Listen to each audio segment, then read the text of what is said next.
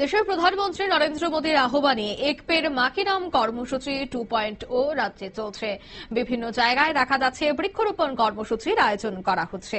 ঠিক তেমনি আজ দেখা গেল যে একটি বিশাল আকারে বৃক্ষরোপণ কর্মসূচির আয়োজন করা হয় খয়েরপুর আমতলী বাইপাস এলাকায়। এদিনের এই বৃক্ষরোপণ কর্মসূচিতে উপস্থিত ছিলেন রাজ্যসভার সাংসদ রাজীব ভট্টাচার্য, এলাকার বিধায়ক রতন চক্রবর্তী সহ অন্যান্য বিশিষ্টজনেরা। বৃক্ষরোপণ কর্মসূচি পরিবেশ রক্ষার উপর জোর দিয়ে কিন্তু এই কর্মসূচি হাতে নেওয়া হয়েছে। গোটা রাজ্য জুড়ে যেহেতু পালন করা হচ্ছে, ঠিক তেমনি আজ খয়েরপুরেও দেখা গেছে আমতলী বাইপাস এলাকায় বিশাল আকারে বৃক্ষরোপণ কর্মসূচির আয়োজন করা হয়েছে। আজকের এই বৃক্ষরোপণ কর্মসূচি থেকে কি বলছেন সাংসদ রাজীব ভট্টাচার্য, শোনাবো।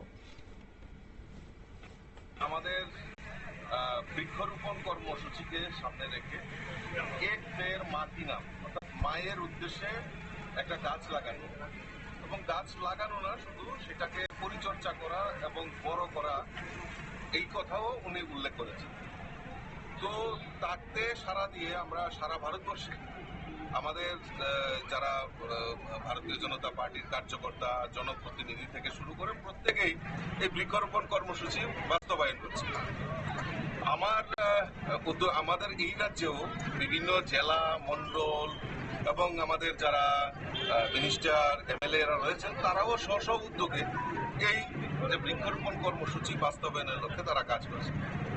আমি একটা লক্ষ্যমাত্রা রেখেছি যে আমাদের যে ন্যাশনাল হাইওয়েগুলি হচ্ছে, ইতিমধ্যেই জানেন যে আমাদের মাননীয় প্রধানমন্ত্রী নরেন্দ্র মোদীজি আমাদের এই ত্রিপুরা রাজ্যকে 9টি ন্যাশনাল হাইওয়ে দিয়েছে এবং তার কাজ শুরু হয়েছে। এই ন্যাশনাল হাইওয়ে নির্মাণের ক্ষেত্রে আমরা দেখেছি যে অনেক পুরনো গাছ সেইগুলিকে কাটতে হয়েছে। তো স্বাভাবিকভাবেই উন্নয়নের ছোঁয়ার জন্য আমরা এই বনকে, আমরা গাছকে কাটছি।